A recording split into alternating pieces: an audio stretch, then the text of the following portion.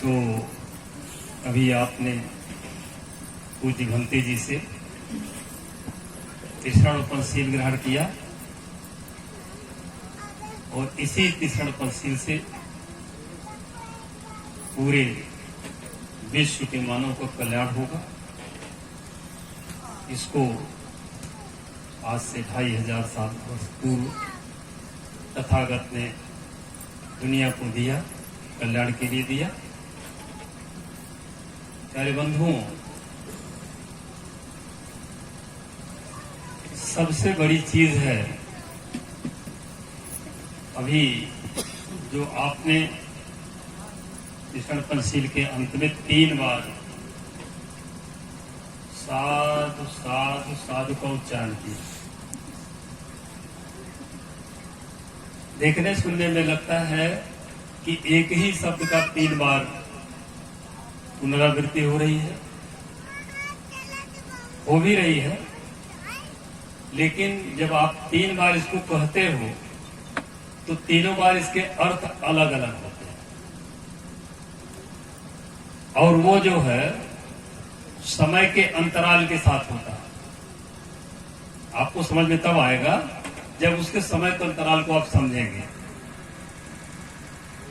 जब पहली बार आप साधु कहते हो तो कम समय लगता है, दूसरी बार जब आप साधु कहते हो तो उसके बाद कुछ थोड़ा सा और ज्यादा समय लगता है, जब तीसरी बार आप साधु कहते हो तो उसमें और थोड़ा सा समय ज्यादा लगता है। मतलब उच्चारण करते समय हमको ध्यान रखना चाहिए समय का। हम अपने को एडजस्ट करें कि जब पहली बार साधु कहें तो उसमें कम समय लगेगा, दूसरी बार जब आप साधु कहेंगे तो कुछ ज्यादा समय लगेगा, जब तीसरी बार आप साधु कहेंगे तो उसमें और ज्यादा समय लगेगा। इसी समय के कारण तीनों बार जो आप साधु कह रहे हो उसको 3 अलग अलग अर्थ होते हैं। जब तक आप समझोगे नहीं तब तक इसके कहने का, दोहराने का कोई मतलब नहीं है नहीं? जब आप पहली बार साधु कहते हो तो इसका मतलब होता है कि जो हमको बताया गया, जो हमको कहा गया, उसको मैंने जान लिया, उसको हमने जान लिया। जब आप दूसरी बार साधु कहते हो तो इसका मतलब होता है कि जो बात हमसे कही गई उसको हमने जान लिया और जानने के साथ हमने उसको समझ भी लिया, जानने के साथ हमने उसको समझ भी लिया। जब आप तीसरी बार साधु कहते हो तो इसका मतलब है कि जो बात हमसे कही गई उसको हमने जान लिया, जानने के साथ समझ लिया और समझने के साथ हमने उसको अंगीकार भी कर लिया, धारण भी कर लिया है। जब आप ऐसा करोगे तभी आपका कल्याण होगा और तभी आपको इसके लिए इसका मतलब है, अन्यथा इसका कोई मतलब नहीं। गलती क्या हुई है कि इन बातों को स्पष्ट किया ही नहीं गया लंबे समय तक। और इस बात को जो है एक उदाहरण से मैं आपको समझाना चाहता हूं, और वह उदाहरण है आपके एक पुस्तक है मिलिंद पन्नो, पुस्तक है मिलिंद पन्नो। उसमें राजा मिलिंद जो है भंते नागसेन से एक सवाल पूछ रहे हैं। उन्होंने कहा, भंते जी यह बताइए कि धम्म की हानि कब होती है, किन परिस्थितियों में धम्म की हानि हो जाती है। तो भंते नागसेन ने उनको बताया था कि जब धम्म के कुशल व्याख्याकार नहीं रह जाते हैं तब धम्म की हानि होती है। जब धम्म के कुशल व्याख्याकार नहीं रह जाते हैं, उसके अर्थ को समझाने वाले नहीं रह जाते हैं, तब धम्म की हानि होती है। दूसरा कारण उन्होंने बताया कि जब धम्म के कुशल प्रचारक नहीं रह जाते हैं, बताने वाले नहीं रह जाते हैं, तब भी धम्म की हानि होती है। तीसरी चीज उन्होंने बताया था कि जब धम्म के प्रतीक विकृत कर दिए जाते हैं या मिटा दिए जाते हैं, तब भी धम्म की हानि होती है।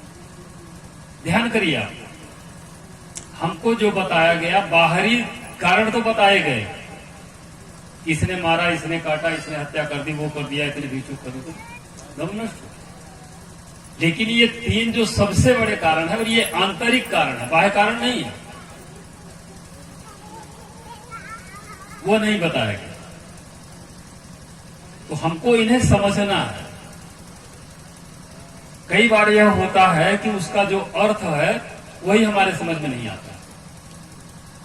समझ सकते हो आप कि आज की तारीख में जिस भाषा में जो उस समय थी जब बुद्ध ने लोगों को बताया, वह पाली थी, प्राकृत।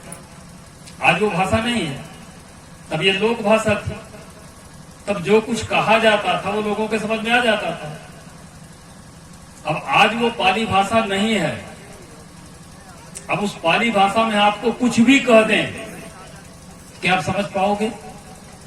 और जब समझ ही नहीं पाओगे, जान ही नहीं पाओगे, तो आपका कल्याण होगा ही नहीं। ये सबसे बड़ी गलती हुई है कि हम जो है उसको समय के साथ भाषा के अनुरूप अद्यतन नहीं किया हमने। धम्म की बातों को जो कुछ कहा गया था उसको हमने समय के साथ उसको अद्यतन नहीं किया, अपडेट नहीं किया।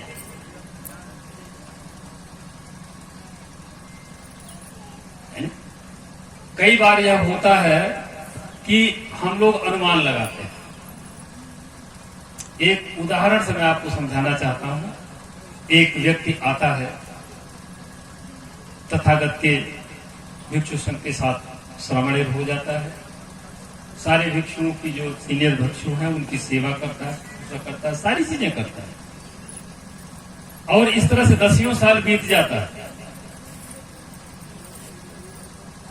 लेकिन जो अभी आपने पंचशील किया है, दोहराया है, उसको रट नहीं पाया, नहीं रट पाया, वो कह ही नहीं पाता था। तो तमाम भिक्षुओं ने तथागत से शिकायत की उसकी, और बोले, तथागत ये तो बहुत नाकारा भिक्षु है, 10 साल से यहाँ रह रहा है, सब कुछ कर रहा है, लेकिन इसको पंचशील याद नहीं है, इसको पंचशील याद नहीं है। बुद्ध ने कहा, अच्छा अगर तुम कह रहे हो याद नहीं है, तो तुम इसको प्रमाणित भी करो कि याद नहीं है। उसके बारे में जो कमेंट कर रहे हो, तुम अपनी बात को प्रमाणित करो। तो बुद्ध ने कहा, हम तुमसे कुछ सवाल पूछते हैं। जो लोग शिकायत कर रहे हो कि उसको नहीं याद है, उनसे हम सवाल कर रहे हैं। पहला सवाल यह है कि क्या तुम लोगों ने कभी ऐसा देखा या ऐसी बातें, उसकी कोई चीज तुम्हारे सामने प्रत्यक्ष हुई कि उसने किसी जीव की हत्या कर दी हो, किसी को कष्ट पहुंचा दिया? अरे भिक्षु बोले, नहीं भगवान ये गलती नहीं करता है, बहुत अच्छा आदमी है, ये गलती वो नहीं करता है, आदमी तो बहुत अच्छा है, लेकिन हम बात पंचशील की करें कि उसको पंचशील याद नहीं है। भगवान तथागत ने कहा, दूसरा सवाल, तुम लोग यह बताओ कि क्या तुमने कभी देखा या जाना, समझा, कि उसने किसी की कोई वस्तु चुरा ली हो, उठा लिया हो, बगैर पूछे, बगैर उसकी इजाजत के? सारे कुछ बोल रहे, भगवान ये गलती भी नहीं करता है, बहुत अच्छा आदमी है, ये गलती करता नहीं है, लेकिन हम बात पंचशील की कर रहे हैं कि इसको पंचशील याद नहीं। भगवान तथागत ने कहा, तीसरा सवाल, क्या तुम लोगों ने कभी देखा या कभी जाना, समझा कि वो अपनी इच्छाओं के वशीभूत होकर के उनकी इच्छाओं के पीछे भागता है, उन इच्छाओं के पीछे वो भागता है? सारे भिक्षु बोले, नहीं भगवान ये गलती भी नहीं करता है, बहुत अच्छा आदमी है, वो इच्छाओं के वशीभूत नहीं है, इच्छाओं के नियंत्रण में नहीं, इच्छाओं के पीछे भागता नहीं है, बहुत सज्जन आदमी। भगवान तथागत ने कहा, चौथा सवाल, तुम लोग यह बताओ कि क्या कभी उसने किसी से बकवास किया है, गाली गलौज किया है, किसी के लिए अपशब्दों का इस्तेमाल किया है? बोले भगवान ये गलती भी नहीं करता, वो ये भी गलती नहीं करता है, बहुत अच्छा आदमी है, लेकिन हम पंचशील की बात कर रहे हैं कि इसको पंचशील याद नहीं। भगवान तथागत ने कहा, पांचवा सवाल, क्या तुम लोगों ने कभी देखा, जाना या इसके बारे में जांच करने की कोशिश की कि उसने कोई मादक द्रव्य का सेवन किया हो, दारू, गांजा, भांग? बोले भगवान ये गलती भी नहीं करता, बहुत अच्छा आदमी। तब भगवान ने कहा कि तो फिर किस आधार पर कह रहे हो कि उसको पंचशील याद नहीं है? अगर पंचशील याद नहीं होता तो किसी न किसी शील को उसने तोड़ दिया होता अब तक, और तुम लोग खुद स्वीकार कर रहे हो कि वो किसी शील को तोड़ता नहीं है। जब तोड़ता नहीं है तो तुम कैसे कह रहे हो कि याद नहीं? याद है उसको, और कई लोगों से ज्यादा याद है कि वो इतना सतर्क है कि कभी जो है पंचशील का तोड़ता नहीं है। कई बार यही दिक्कतें हो रही, हम लोग रट लिए हैं, हम उसको दोहरा लेते हैं, बार बार कह लेते हैं, लेकिन हम उसको जीवन में उतार नहीं पाते हैं।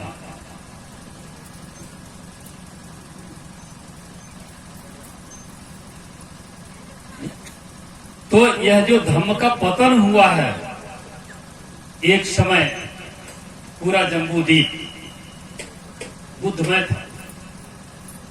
उस कालखंड में जितने राजा महाराजा राज कर रहे थे, साम्राज्य कर रहे थे, सब के सब बुद्ध के दर्शन के अनुयायी थे। आज अपनी ही जड़ में वह बुद्ध का धम्म सूख गया।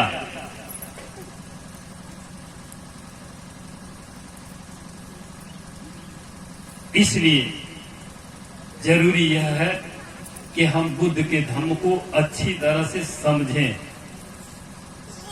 केवल रट न ले, केवल जान न ले, हम उसको समझें, और समझने के साथ फिर हम उसका अभ्यास करें, अपने जीवन में पालन करें।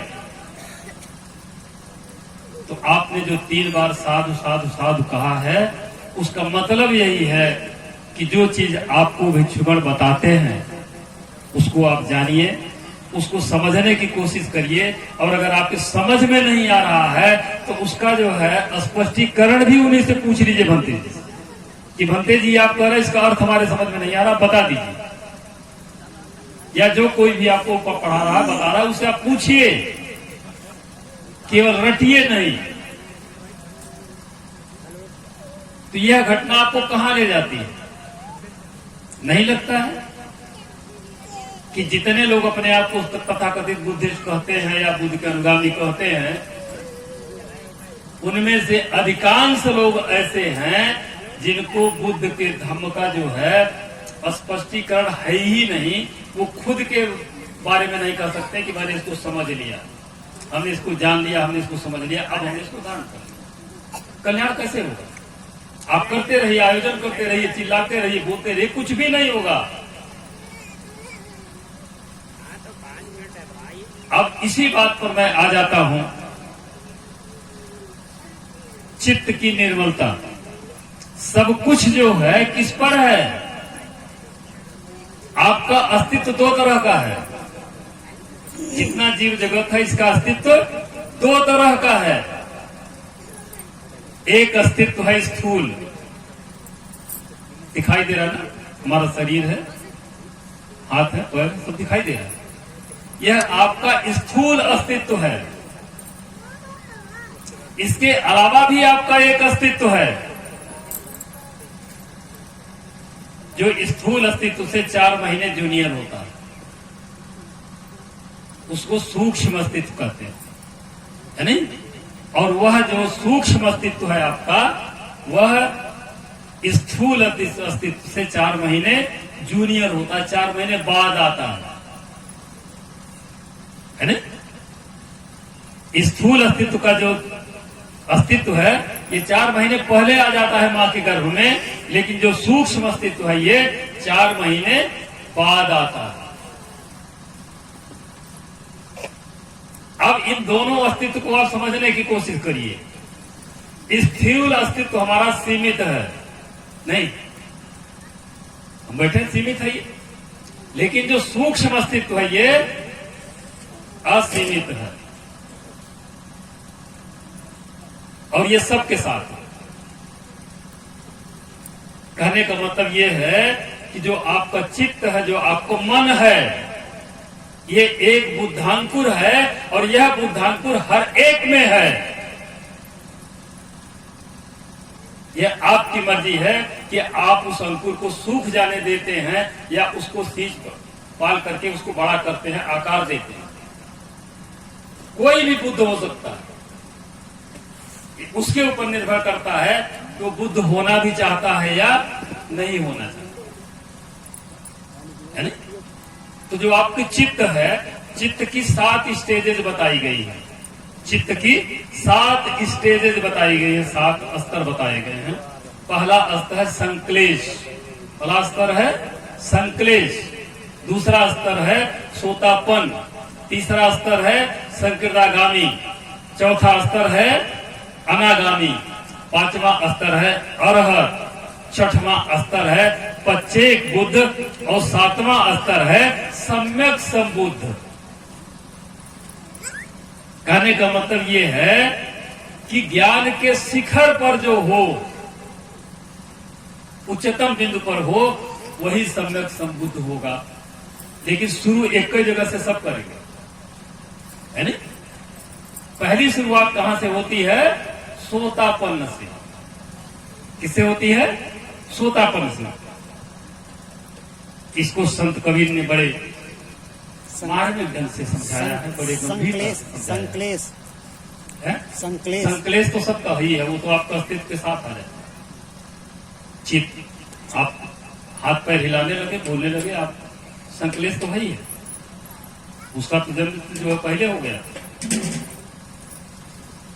उसके 5 महीने बाद अपना आए अस्तित्व बाहर। तो चित्त निर्मलता की जो पहली स्टेज है वो क्या है? सोतापन्न होना, है नहीं? सोतापन्न होने का मतलब है आप सवाल करने लगे। सोतापन्न होने की सबसे पहली पहचान क्या है? कि आप सवाल करने लगिए। और सवाल कब करेंगे? जब ज्ञान होगा। सवाल कब करेंगे? जब ज्ञान होगा। और इसको संत कबीर ने बड़े ढंग से समझाया है, 4 स्टेजेस को आप गौर करिए। संत कबीर कहते हैं सबसे ऊंचो ज्ञान है, सबसे ऊंचो ज्ञान है, तासे ऊंचो ध्यान, तासे ऊंचो ध्यान, ध्यान से प्यू मिले, और प्यू से होए निर्वाण। यह जो है चित्त की निर्मलता की 4 स्टेजेज हैं, जो संत कबीर ने अवधि में आपको बताया है। सोतापन, संकीर्णागामी, अनागामी और अरहत। अरहत होना और निर्वाण को प्राप्त करना एक ही बात है ना? अब ये होता कैसे? एक एक स्टेज आप चलिए। जब आपके मन से, आपके चित्त से राग खत्म हो जाए, राग खत्म हो जाए, तब आप क्या हो जाएंगे? सोतापन्न। दूसरी स्टेज आती है, जब आपके मन से राग और द्वेष दोनों समाप्त हो जाएं, तब आप क्या हो जाएंगे? संकीर्णागामी। और इस संकीर्णागामी को ही संत कहते हैं। ये संकीर्णागामी जो होता है, इसी को क्या कहते हैं? संत कहते हैं। अगली स्टेज है जब आपका चित्त राग, द्वेष और मोह 3 विकृतियों से, 3 बुराइयों से मुक्त हो जाए, तब आप क्या कहलाते हैं? अनागामी। क्या कहलाते हैं? अनागामी। और इसी को भगवान कहते हैं। क्या कहते हैं? भगवान। कहा है भक्त रागो भक्त देशु भक्त मोह कथ्य भगवान, है ना? तो जो राग, द्वेष, मोह से मुक्त हो जाए, उसको क्या कहते हैं? भगवान कहते हैं। जो राग और द्वेष से मुक्त हो जाए, उसको क्या कहते हैं? संत कहते हैं। जो राग से मुक्त हो जाए, उसको क्या कहते हैं? सोतापन। अगली स्टेज आती है जब राग, द्वेष, मोह और भय से मुक्त हो जाए, तब उसको क्या कहते हैं? अरहत कहते हैं। क्या कहते हैं? अरहत, और यह निर्वाण की स्टेज है, इसी को निर्वाण करना चाहता है ना। और निर्वाण जिंदा रहते ही मिलता है। जो लोगों ने बता दिया कि मरने के बाद मोक्ष मिलता है, वो गलत बता दिया गया। निर्वाण प्राप्त करने के लिए आपको मरना जरूरी नहीं है नहीं। सच्चाई यह है कि जब आपकी इच्छाएं समाप्त हो जाएं और सांसें बची रहें, तब निर्वाण होता है। और जब आपकी सांसें खत्म हो जाए, इच्छाएं बची रह जाए, तब मृत्यु होती है। क्या होती है? मृत्यु होती है। मृत्यु निर्वाण दोनों मतलब है ना। इच्छाएं खत्म हो जा रही हैं, सांसें बची हुई हैं, तब आप निर्वाण को प्राप्त कर रहे हैं, यानी अरहत हो रहे हैं। और जब आपकी सांसें बची हैं और इच्छाएं खत्म हो गई, तो निर्वाण हो गया। और आपकी सांसें खत्म हो रही लेकिन इच्छाएं उसके बाद भी बची हुई हैं, तब आपकी मृत्यु होती है।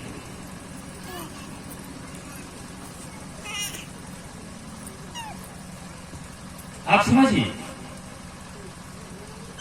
कि यह बातें हमको बताई ही नहीं गई, जो बताई जानी थी। जो लोग जान रहे थे उन्होंने बताया ही है ना। अब इसके बाद जो अगली स्टेज आती है, जिसको आप प्रत्येक बुद्ध कहते हैं, है ना। अभी तक आप बुराइयों को दूर कर रहे थे, अब अच्छाइयों को शामिल करिए, है ना। जब आपका राग से मुक्त हो जाए, आप द्वेष से मुक्त हो जाइए, आप मोह से मुक्त हो जाइए, आप भय से मुक्त हो जाइए, और आपके जीवन में करुणा आ जाए। क्या आ जाए? करुणा आ जाए, तब आप प्रत्येक बुद्ध हो गए। क्या हो गए? प्रत्येक बुद्ध हो गए। और जब यही करुणा मानवता के लिए पूरे जीव जगत में फैलने लगे, अपने आप बहने लगे आपके जीवन से, तब आप क्या हो गए? सम्यक संबुद्ध हो। तो आप समझिए कि बुद्ध होना, सम्यक संबुद्ध होना, यह जो है चित्त निर्मलता की सर्वोच्च शिखर बिंदु है। और ये सबके लिए संभव है। मर्जी आपकी कि आप उस स्टेज को प्राप्त करना चाहते हैं या नहीं करना, है ना? एक चीज यहां पर मैं आपको बता देना चाहता हूं कि इस दुनिया में इतना कुछ है कि जो 8 अरब आबादी है, सबकी आवश्यकताएं पूरी हो सकती है। दुनिया की 8 अरब आबादी है, और इस दुनिया में इतना सब कुछ है कि आवश्यकताएं 8 अरब लोगों की पूरी हो सकती हैं। लेकिन इस ब्रह्मांड में इतना नहीं है कि इच्छा एक व्यक्ति की पूरी हो सकती। एक व्यक्ति की इच्छा पूरी होने भर के लिए दुनिया में संपदा नहीं है, दुनिया में कुछ भी नहीं है। लेकिन 8 अरब 10 अरब लोगों की आवश्यकता पूरी होने के लिए सब कुछ है। हम भाग कहां रहे हैं? हम अपनी आवश्यकता के लिए नहीं भाग रहे हैं।